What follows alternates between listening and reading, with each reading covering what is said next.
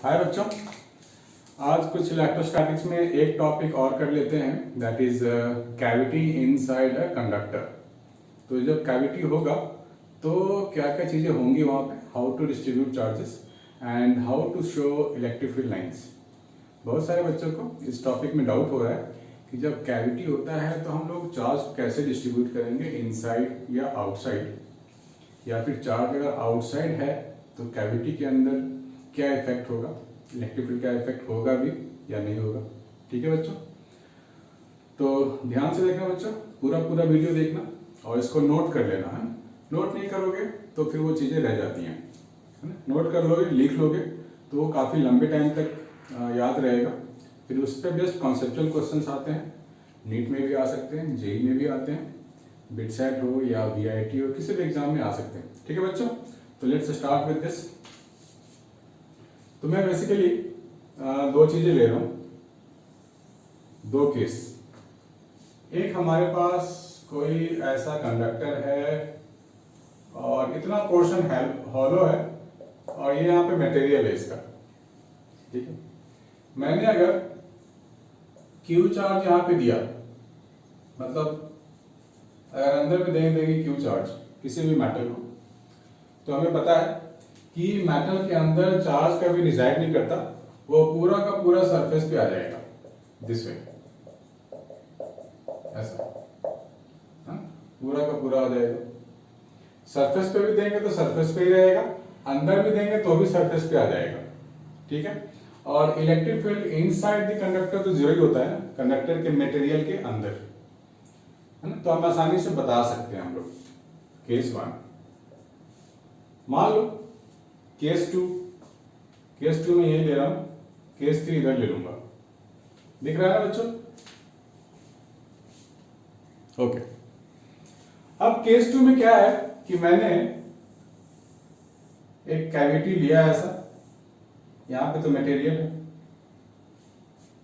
कुछ चार्ज यहां दिया और एक चार्ज यहां प्लेस कर दिया। दो चार्ज की बात कर रहे हैं, तो ये वाला चार्ज तो इंड्यूस होकर ऊपर आ जाएगा, है ना, चार्ज इंड्यूस्ड। अब देखो ये कैविटी की अगर बात करें तो फिर से गॉसियन सरफेस को याद करो, गॉसियन लॉ को याद करो और एक गॉसियन सरफेस ले लो। तो इस गॉसियन सरफेस में इलेक्ट्रिक फील्ड तो जीरो है ना, मेटल के अंदर तो इलेक्ट्रिक फील्ड तो होगा नहीं। दैट मीन्स हम लोग यहां लिख सकते हैं ना फ्लक्स का formula, E vector dot D A vector Q enclosed upon epsilon not. अब सिंस इलेक्ट्रिक फील्ड जीरो है तो ये पूरा क्वांटिटी जीरो हो गया, और I can say Q enclosed zero. हमने जो डॉटेड सरफेस बनाया है गॉसियन सरफेस, चार्ज इनक्लोज हो जाएगा जीरो। तो इस जीरो को जस्टिफाई कैसे किया जाता है? ये जीरो क्या, ये जो चार्ज है क्यू, ये अपने ही अपोजिट चार्ज को इंड्यूस कर लेगा to the inner surface, this one. तो ये प्लस क्यू है, यहां जो चार्ज इंड्यूस हुआ है अंदर में वो कितना है, माइनस क्यू है। तो minus Q plus Q, charge enclose in this will be still zero, है। किसी भी मेटल के अंदर चार्ज तो जीरो होना भी चाहिए। ठीक है, तो अब इसमें क्या होता है कि अगर ये तो हमने पॉजिटिव चार्ज दिया था और ये इंड्यूस हो गया नेगेटिव वाला, अगर सिमेट्रिकल है तो सिमेट्रिकल वे में इंड्यूस होगा, ये सेंटर पे रख दिया हमने, तो electric field will be like this, अंदर ऐसा इलेक्ट्रिक फील्ड बनेगा, राइट। लेकिन ये इलेक्ट्रिक फील्ड बाहर नहीं आ सकता क्योंकि यहां तो इलेक्ट्रिक फील्ड जीरो है, तो यहां से जंप करके बाहर जाए तो कैसे जाए, है ना, ये ट्रैप्ड हो गया है। इसको बोल सकते हैं ट्रैप्ड इलेक्ट्रिक फील्ड। और मतलब यहां की जो फील्ड हम ड्रॉ कर सकते हैं ना, ऐसे we can draw like this, और इस सरफेस के कारण जो इलेक्ट्रिक फील्ड होगा वो तो ऐसे होगा या आउटसाइड की तरफ, like this, perpendicular to the conductor. ठीक, अब बहुत बच्चे पूछ चुके हैं, सर इस चार्ज को अगर इसके सिमेट्रिकल ना रखे, कहीं कॉर्नर पे रखे तो क्या होगा? तो वो भी करके देख लेते हैं। Case number 3। सपोज ये कोई कंडक्टर है मेरे पास और ये कोई कैविटी है, चार्ज क्यू यहां रख दिया हमने, ठीक है। तो क्या होगा, चार्ज क्यू यहां रखेंगे ये तो नेगेटिव इंड्यूस कर देगा, लेकिन डिस्ट्रीब्यूशन में फर्क होगा। जहां ये चार्ज है, नेगेटिव चार्ज यहां ज्यादा इंटेंसिफाई हो जाएगा, यहां पर more negative will be there, ठीक है। और अभी भी इलेक्ट्रिक फील्ड हम ऐसे ही ड्रॉ करेंगे, like this one. So this has to be drawn like this. जिधर चार्ज अगर शिफ्ट हो गया तो उसकी नेगेटिव डेंसिटी भी शिफ्ट हो जाएगा। ब्लड डोनर का मैं जा रहा हूं। हाँ, ठीक है। This way we can do like this.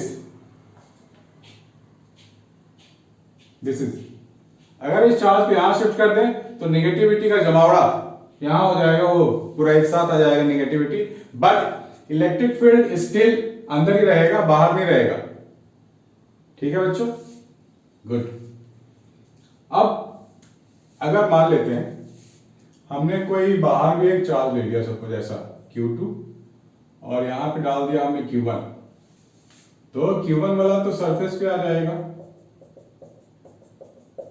ऐसा, और ये क्या करेगा, this is also positive one, तो ये क्या करेगा, यहां पे नेगेटिव इंड्यूस कर देगा और इस पॉजिटिविटी को भगा देगा। यहां जो पॉजिटिविटी था ना, इस वाले पॉजिटिविटी को इधर भगा देगा और ये अपना नेगेटिव चार्ज इधर इंड्यूस कर देगा, and still we can show the electric field line like this, ऐसा हम लोग दिखा सकते हैं इलेक्ट्रिक फील्ड। मतलब बाहर का जो इलेक्ट्रिक फील्ड है बाहर ही रहेगा, अंदर का जो इलेक्ट्रिक फील्ड है वो अंदर ही रहेगा, है ना। एक सॉन्ग भी था ना, अंदर से कोई बाहर ना जा सके, बाहर से कोई अंदर ना आ सके, समथिंग लाइक दिस, है ना। अंदर वाला बाहर नहीं जाएगा, बाहर वाला अंदर नहीं आएगा। अगर इस चार्ज को और पास ले आओगे, केसेस तो बहुत सारे बन सकते हैं। केस नंबर 4, अगर मैं इसी की कॉपी कर रहा हूं, एग्जैक्ट तो नहीं हुआ है, काम चला लो, negative negative negative negative negative इधर।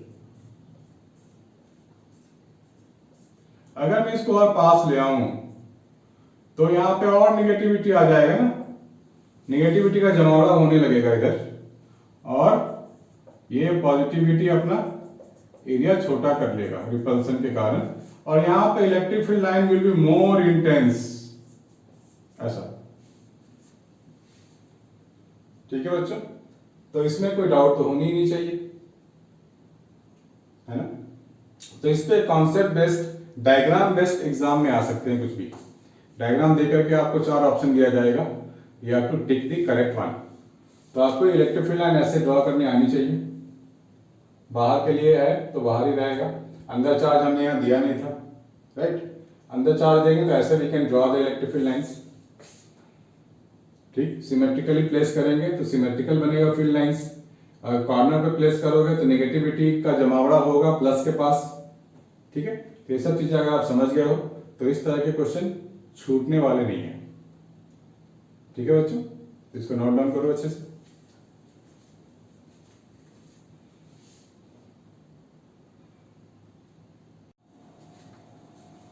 तो बच्चों ये कॉन्सेप्ट समझने के बाद, कैविटी वाली कॉन्सेप्ट समझने के बाद, now you can easily understand what is electrostatic shielding, है ना। काफी अच्छा कॉन्सेप्ट है। अब आपको इजी लगेगा कि इलेक्ट्रोस्टैटिक शील्डिंग होता क्या है।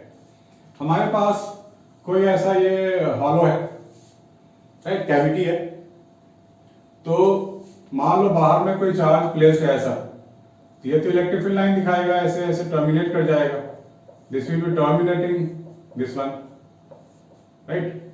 मतलब इसके अंदर कोई फील्ड, इलेक्ट्रिक फील्ड तो आ ही नहीं सकता, ये मेटल है।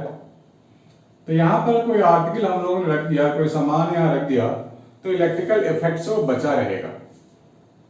अगर हम लोग कोई इलेक्ट्रिक फील्ड दे भी दे ना, एक्सटर्नल इलेक्ट्रिक फील्ड ऐसा अगर दे भी दे, still it cannot enter into the cavity, right. तो इलेक्ट्रोस्टैटिक शील्डिंग का जो कॉन्सेप्ट है हम लोग डिफाइन कर सकते हैं, right. The cavity inside a conductor in which electric field cannot pass through, right? And any article which is to be made safe from the electrostatic shock, from electric shock, we can make it place here. An external field cannot do harm anything to this, since electric field cannot pierce into the metal and cannot reach to this article, right? This is called electrostatic shielding. No matter what charge you are pasting here, doesn't matter what electric field you are giving here, it is not going to affect the material inside this cavity, right? Unless until हम लोग यहाँ पे charge place ना करें. इसके अंदर charge place करेंगे तो ही इलेक्ट्रिक फील्ड बनेगा ना, like this, otherwise it's not possible. ठीक है, तो आपको समझ गया हो तो you can explain yourself, you can write the answer yourself. No need to copy, no need to worry about anything. कुछ भी आप आंसर दे सकते हो. ठीक है, तो इस कॉन्सेप्ट को समझना जरूरी है, इसे भी समझना जरूरी है. डिफाइन भी करने को आ सकता है एग्जाम में. बहुत बच्चे डिफाइन को पता ही नहीं होता है इलेक्ट्रोस्टैटिक शील्डिंग क्या है. नाम से ही पता चलता है शील्ड करना, बचाना. ठीक है, तो ये आप खुद से लिख सकते हो और इसका रफ डायग्राम भी ड्रॉ करना चाहिए, आपको नोट डाउन करना चाहिए. It will really help you to understand the concept behind it. ठीक है बच्चों, प्लीज नोट इट डाउन.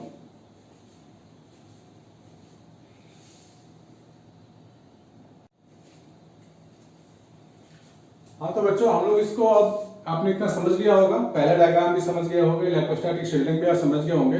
इसको मैं थोड़ा फॉर्मूले से भी समझाने की कोशिश करता हूं. हम लोगों ने ये फॉर्मूला किया है ना बहुत बार, E is equal to minus dV by dx, right? मतलब negative of dV by dx is equal to what? Electric field only. ठीक है, अब यहां तो इलेक्ट्रिक फील्ड जीरो है अंदर में, दैट मीन्स जीरो, और you can say dV by dx is equal to zero. Rate of change of potential with respect to position or distance is zero. So you can say potential is constant. It is now independent of any distance.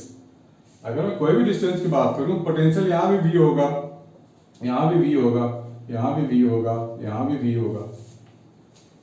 ठीक, अब एक बात आप ध्यान में लाओ, हम लोगों ने पहले भी डिस्कस किया हुआ है, चार्ज को फ्लो करने के लिए क्या चीज चाहिए? What facility charge needs to be flown in the anything, any material? तो बच्चों, चार्ज को फ्लो होने के लिए पोटेंशियल डिफरेंस चाहिए, डिफरेंस इन पोटेंशियल चाहिए, वोल्टेज का डिफरेंस चाहिए. पोटेंशियल अगर कांस्टेंट हो जाए तो चार्ज फ्लो होगा क्या? बिल्कुल नहीं होगा. मतलब potential facilitates a slope. Slope देखा आपने? स्लोप होता है ना, बच्चे फिसलते हैं ना गार्डन में, ग्राउंड में, या फिर कॉमन सेंस की बात है, मैं मेरे पास कोई स्लोप है, मैंने यहाँ बॉल छोड़ दिया, वो तो ऑटोमेटिक नीचे जाएगा, राइट? तो voltage facilitates the slope so that charge can flow. लेकिन अगर मैं इसको फ्लैट कर दूं, कांस्टेंट कर दूं, बॉल यहाँ रखूंगा यही रहेगा ना, तो कहीं जाएगा ही नहीं. बच्चे जो स्लाइड करते हैं स्लाइड ही नहीं कर पाएंगे, वो तो बोलेंगे ये तो स्लाइडर बेकार है, स्लाइडर को झुकाओ पहले. मीन्स हाइट का डिफरेंस कुछ तो चाहिए, इसकी हाइट कुछ और होगी ग्राउंड से, इसकी हाइट कम, इसकी हाइट ज्यादा, then only child can slide on this. या फिर मैं किसी बॉल को छोड़ू या किसी मेटेरियल को छोड़ू तो वो स्लाइड करेगा. लेकिन जब कांस्टेंट हाइट हो जाए ग्राउंड से हर एक पॉइंट की, तो यहाँ पे फ्लो करना, यहाँ पे बॉल को मूव करना या बच्चे को यहाँ पे स्लाइड करना बड़ा मुश्किल काम है, नहीं कर पाएगा वो, राइट? तो यही कॉन्सेप्ट है यहाँ पे कि अगर पोटेंशियल सेम हो जाए, means difference in potential zero हो जाए, तो चार्ज कैन नॉट फ्लो. ठीक है, चार्ज यहां फ्लो नहीं कर सकता, बाहर का चार्ज इसके अंदर नहीं आ सकता.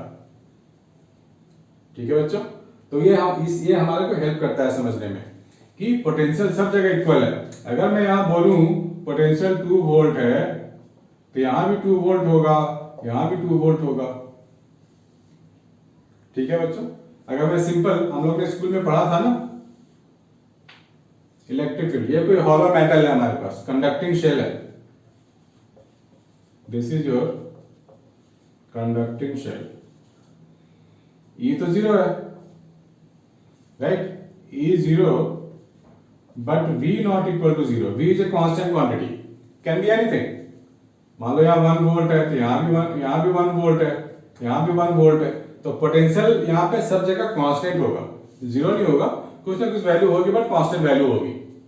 तो एक्सप्रेशन अगर मेरे को लिखने को बोला जाए कि सेंटर से x डिस्टेंस पे पोटेंशियल क्या होगा, मतलब ये पॉइंट ए आ गया ना, पॉइंट बी तो बाउंड्री पे आ गया, बाउंड्री पे बताओ पोटेंशियल क्या होगा, तो भाई जो ए पे पोटेंशियल होगा वो भी v होगा, that is kq/r if r is the radius.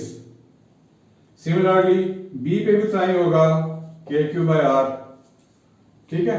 सी में यहां ले लेता हूं, सी पे भी सेम पोटेंशियल होगा kq/r, right. So every point has got the same potential, ठीक है बच्चों। तो ये आपको नोट डाउन कर लो, ये कॉन्सेप्ट भी यूजफुल है, इसमें प्रॉब्लम आ सकते हैं कुछ भी, पहले आप इसको नोट डाउन करो। अगर आपको रियली कॉन्सेप्ट को समझ में आया है तो you can comment, like, share, forward, subscribe, etcetera etcetera etcetera, right. And above all, study hard, we have to make it into top rankers. Note it down बच्चों।